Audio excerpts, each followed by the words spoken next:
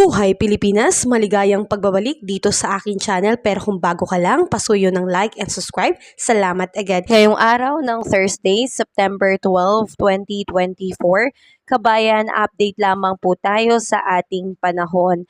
Tayo po ngayon ay may binabantayan isang tropical storm sa labas ng Philippine Area of Responsibility na may international name po na Bibingka.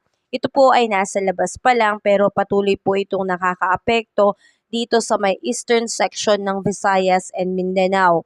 At ganun din po, pinag-iibayo po nito ang epekto ng hanging habagat o southwest monsoon sa ating bansa.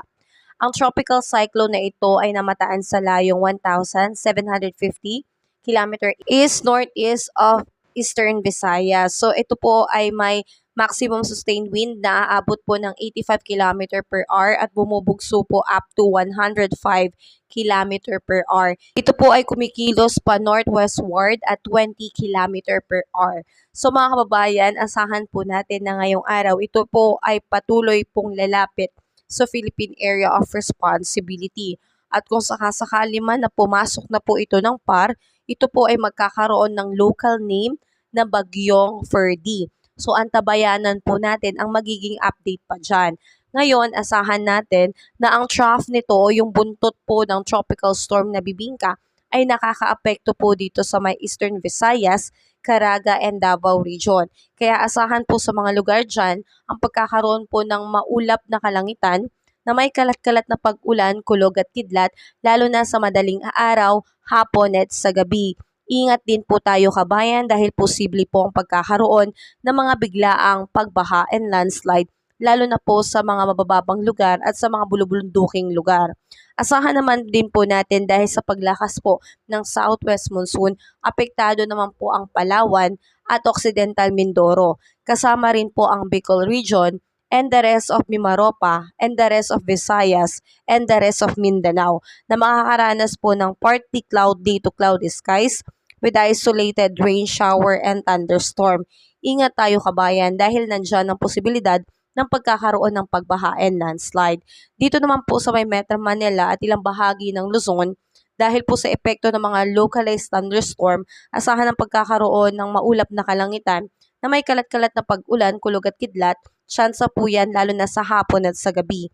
So ingat tayo kabayan lalo na kung ating area po ay talagang bahain, posible pong magkaroon ng mga biglaang pagbaha and landslide.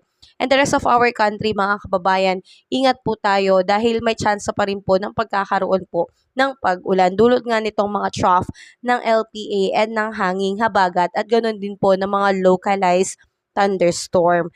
At isahin din po natin ang ating air temperature ngayong araw, lalo na dito sa Lawag, ay posibleng umabot po ng 32 degrees Celsius, Tuguegarao 32 degrees Celsius, Baguio 23 degrees Celsius, Metro Manila 32 degrees Celsius, Tagaytay 31 degrees Celsius at ganun din po sa may Legazpi.